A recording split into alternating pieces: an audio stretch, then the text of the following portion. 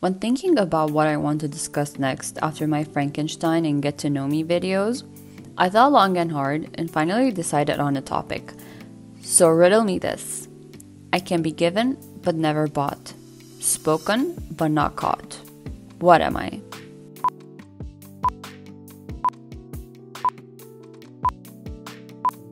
Name. I am a name. You know, we all have names. Well, hopefully, we all do.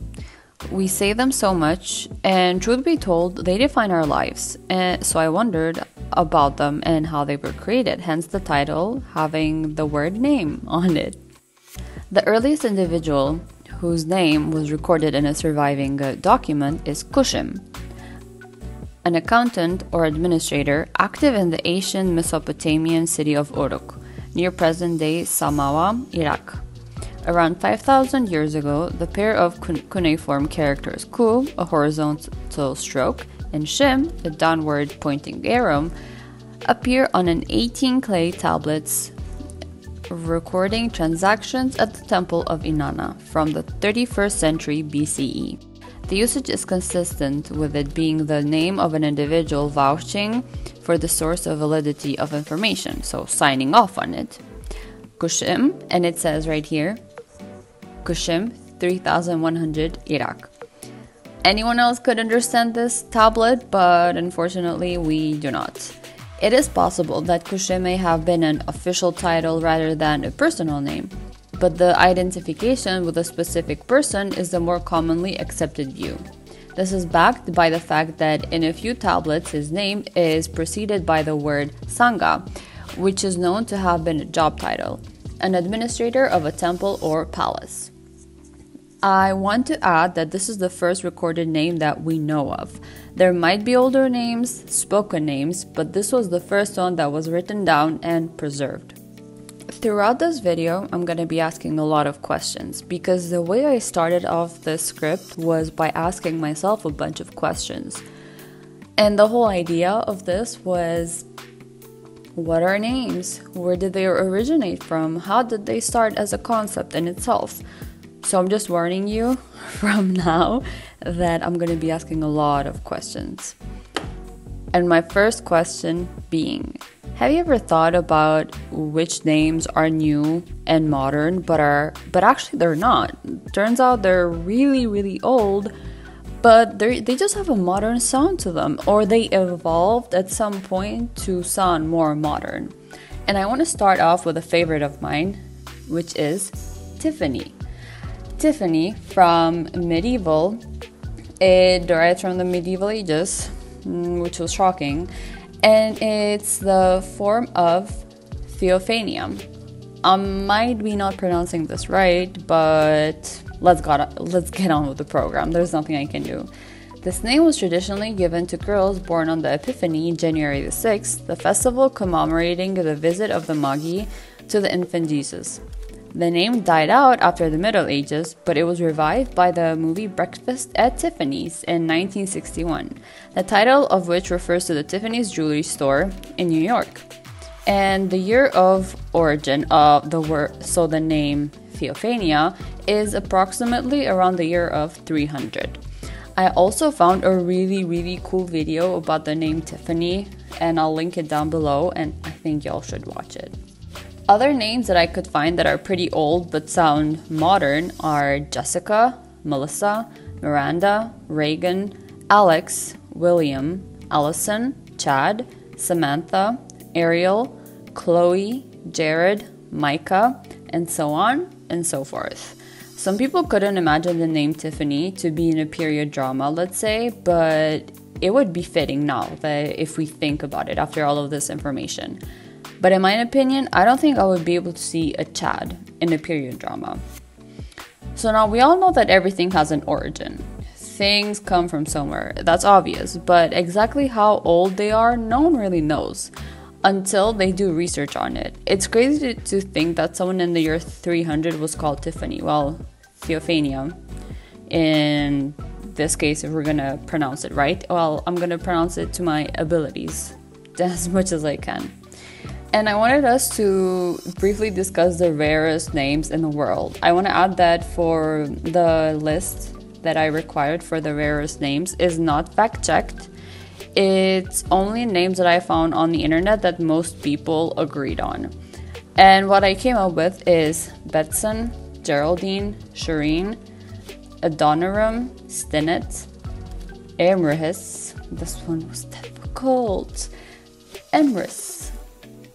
Anyways, Merle, Althea, Hugo, Ira, or Ira, as I've heard some people pronounce it. But if you know anyone whose name is like the ones that I mentioned, tell them hi for me.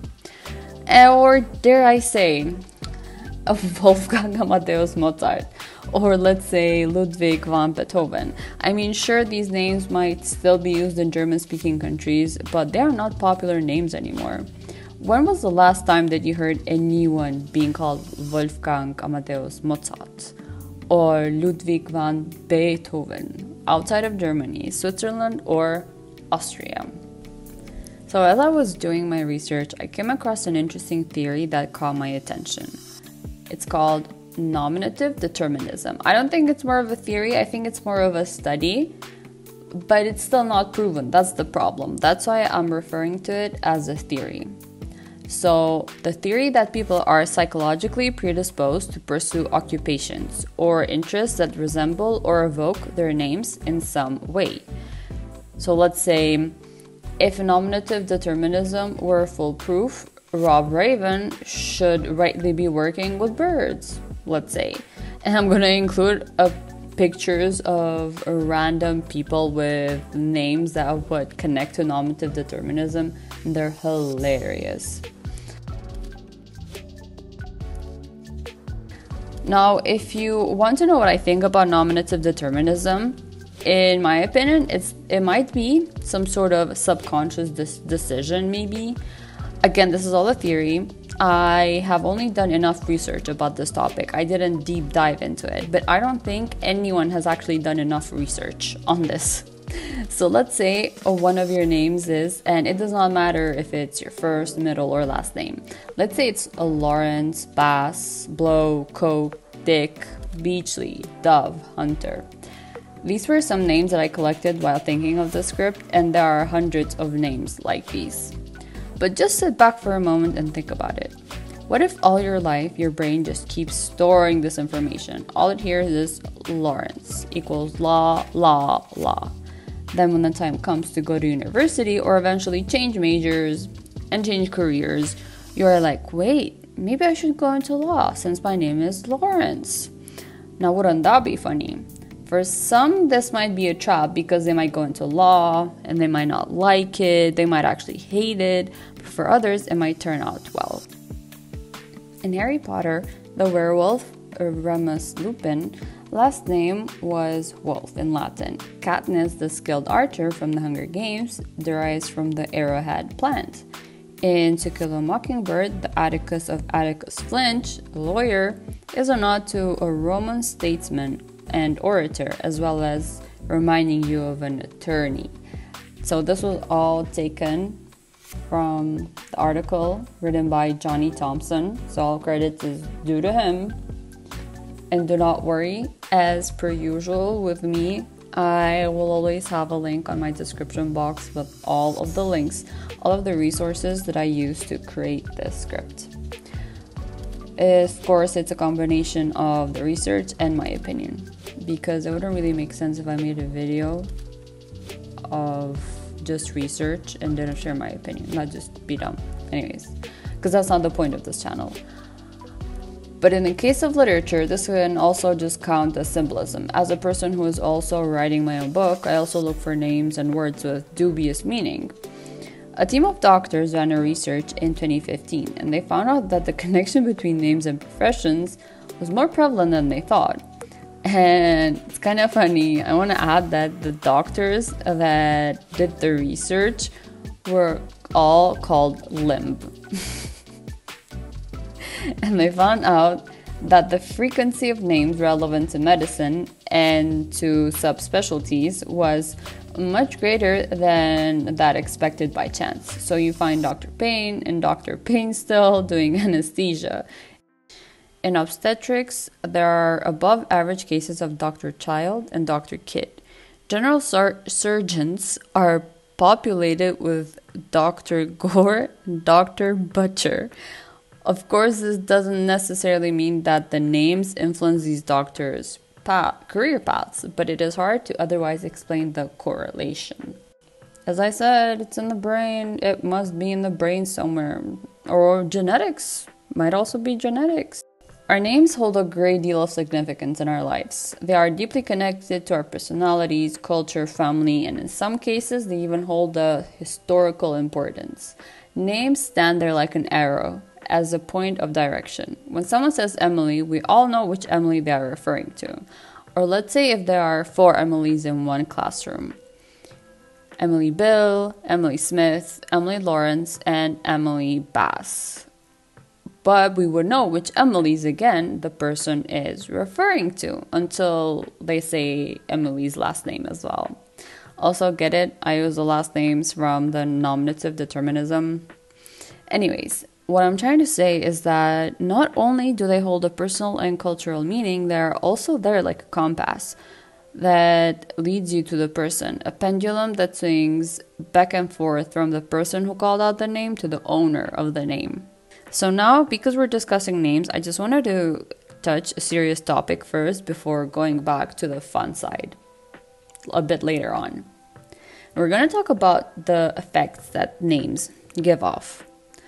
So it may not be the case that name effects don't exist. Perhaps they just need to be reinterpreted. In 2004, the economists Marianne Bertrand and Senthil Mullainathan, so sorry for pronouncing that name wrong, created 5,000 resumes in response to job ads posted in the classifieds in Chicago and Boston newspapers, using Massachusetts birth rates from between 1974 and 1979. Again, if you don't want to listen to me read all of this, you can always just pause it and skip ahead.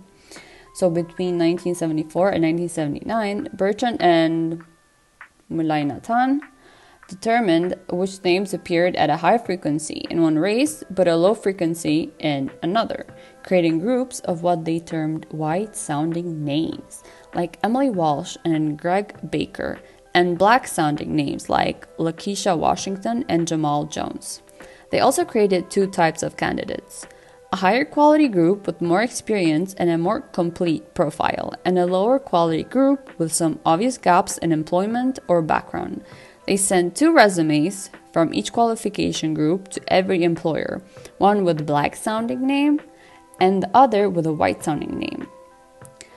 A total of 4 CVs per employer, and they found that the white-sounding candidates received 50% more callbacks, and that the advantage a resume with a white-sounding name had over a resume with a black-sounding name was roughly equivalent to 8 more years of work experience.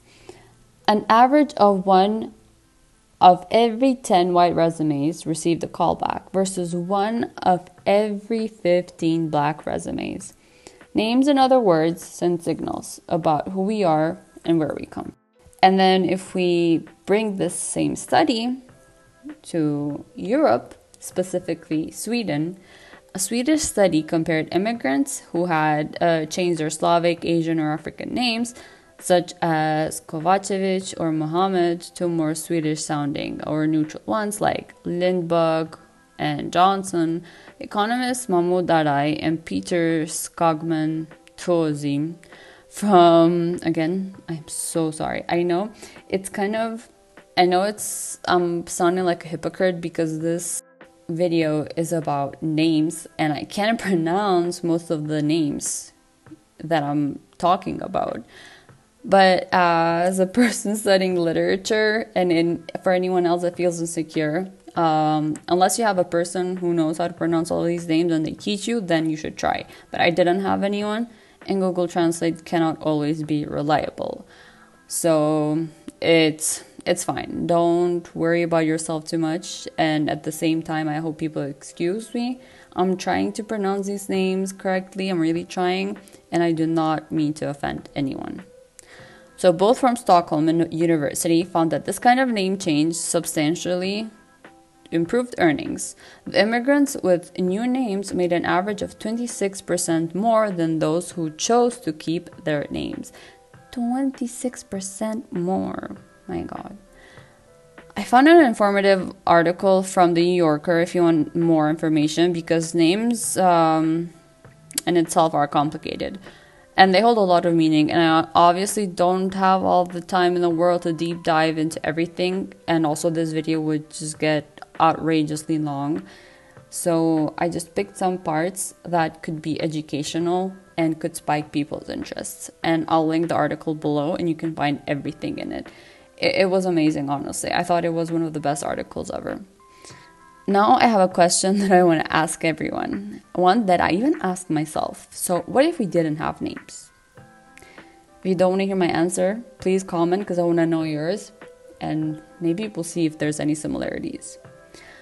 So no first, middle, or last names. I can bring up labels and professions, but then this video would just become, again, unnecessarily long. We're not going to do that. And I thought about it, and this is what I came up with. Maybe we would have numbers, or we would be referred to as sounds instead. I don't know how that would work. Maybe we would be referred to as colors, systems, or cogs in a machine, but honestly, everything has a name and we cannot escape it. Names were created so we can identify ourselves, and of course for other people to identify us as well. And being the only species that labels everything, it's also one of the things that differentiates us from animals, since we name ourselves and others, whereas animals do not, according to professionals. But to that I say, how do you know? How do you know that animals don't name each other? You don't understand Meownese or Barkish, let's say. Sorry about that, but I'm just trying to put this into a perspective. And yes, animals do recognize each other by scent, whereas we don't. But in my humble opinion, because we cannot make out every single word that they say, we cannot just assume that animals don't name each other. Did you know that the study of names is called onomastics or onomatology? In connection to that, and why on God's green earth that is slowly dying due to us humans polluting it and depleting it off of its natural resources, did we start using first and last names? Well, it all started with the Romans. They created a system of involving personal and family names, a nomenclature, as one would say. It started with a combination of, again, I'm going to butcher some words, so bear with me.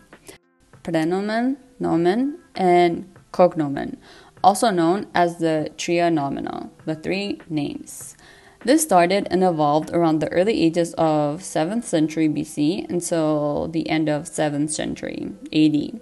However, it was not taken seriously, and only the aristocracy was the one keeping up with the tria nomina. The only thing that withstood time was the nomen gentilicium, the nomen, which was a hereditary name or a surname, identifying a person as a family member. So not just to a family member, it was also to a tribe or a clan. And all the members that shared the nomen were claimed as descendants from that common ancestor, which is now known as the surname or the last name. During the medieval period, people at most were known by a single name. But as time passed by, it became important for people to hold more than one name. They didn't need to be passed down, but instead they fell under 4 categories: patronymics, metronymics, locative, occupational, or social and characteristic. I will not be getting into all of them, but one interesting thing that I found out was that the earliest and simplest English form that we have of an unmarked patronymic was found in year 1209, and this is the form that they came up with after they analyzed it, which took some time, but it's known as Geoffrey Anquetil. And when they analyzed it, it actually meant Geoffrey, son of Anquetil. And then another one was found in year 1327, which is Thomas Richardus, literally meaning Richard's Thomas. So you have a bunch of these, but this is the earliest one. But if you do research on it, like I did, it's always through the father's side, never the maternal side, the mother, the one that birthed them. And then another study done by Princeton University grabbed my attention. Can names shape facial appearance? I will be reading some parts from it and also sharing my opinion at the same time. The premise of it is that individuals' facial appearance develops over time to resemble the social stereotypes associated with given names.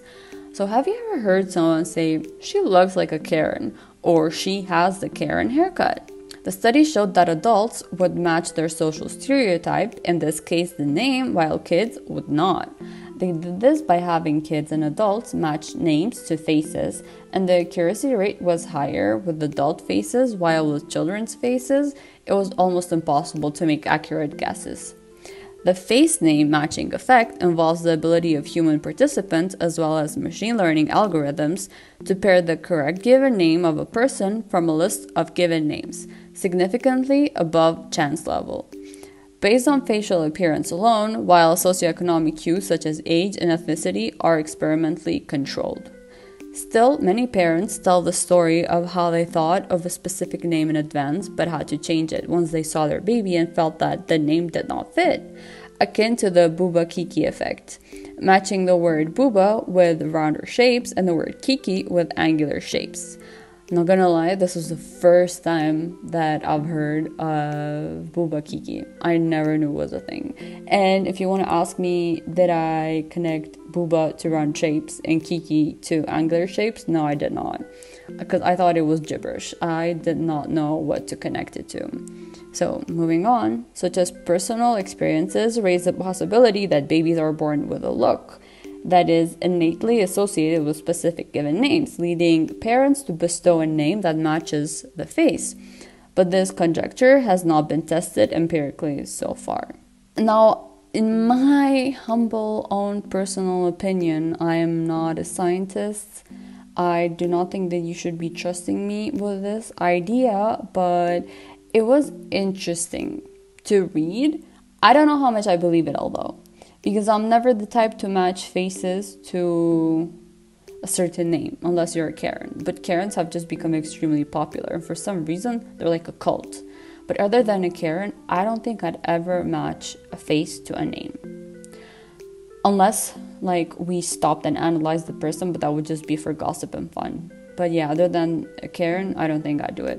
And we have finally come to the last section of the video, and for this part I decided to ask people a couple of questions.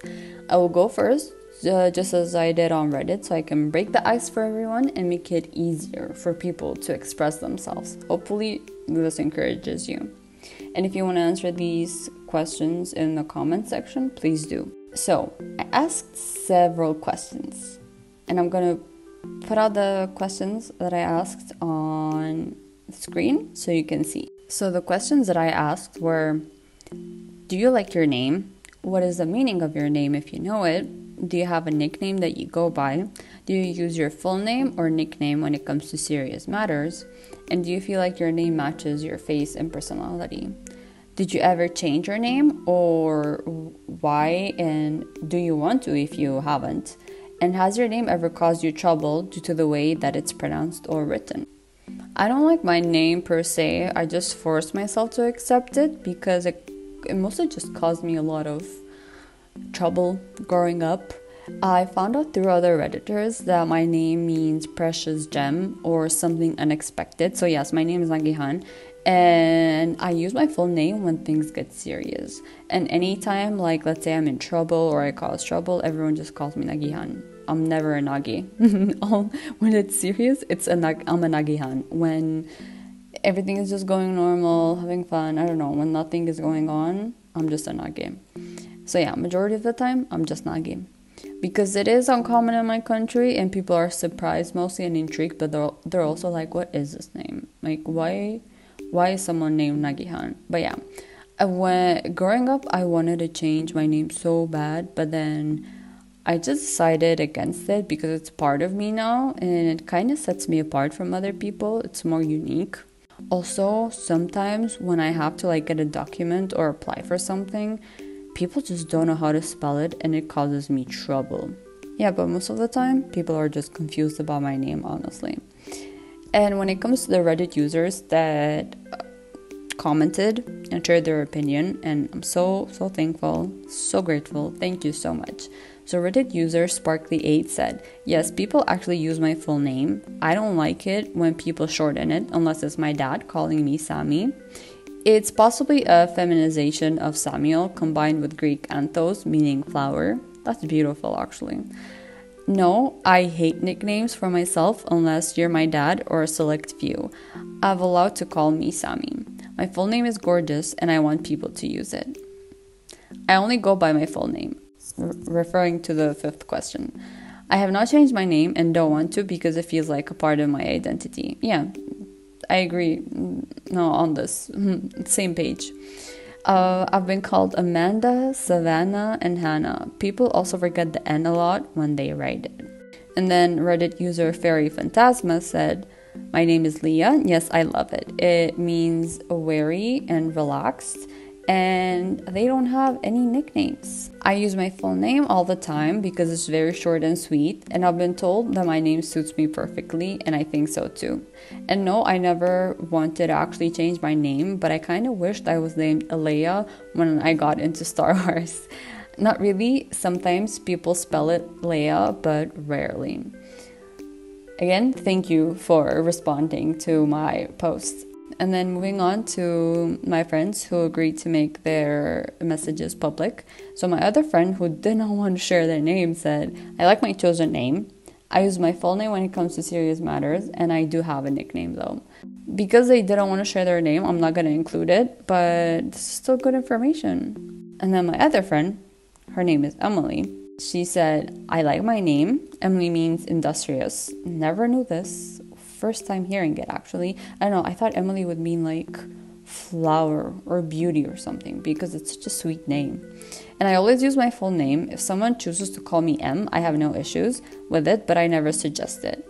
I do like being called by my nickname. I have always felt like my name fit with who I was. It is true, it does fit her. When I was younger, I liked the name Elizabeth, Lizzie. I have no idea why I wanted to have that name. Maybe it was because Elizabeth had so many nicknames or I saw some movie with a character I liked. My name has never given me issues. My parents purposely gave me a normal English name because they both had super irregular names and they hated the complications that had. Honestly, I agree with them because I also would not name anyone Nagi. No one. And as always, thank you so much for watching and hopefully you liked the video. The article will be up soon as well, and I'll add the link in the description box when it's available. And if there's any topic that you are interested in or anything that you guys want me to talk about, please say so in the comments below. And as always, you can support me by subscribing, liking, and commenting, as well as checking out my other social media platforms. I'm still trying to figure out if I should leave the whole please subscribe in the beginning or in the end. Maybe leave it in the middle of the video. I don't know. If you have any preferences, please do tell. Thank you for watching until the very end, and see you next time.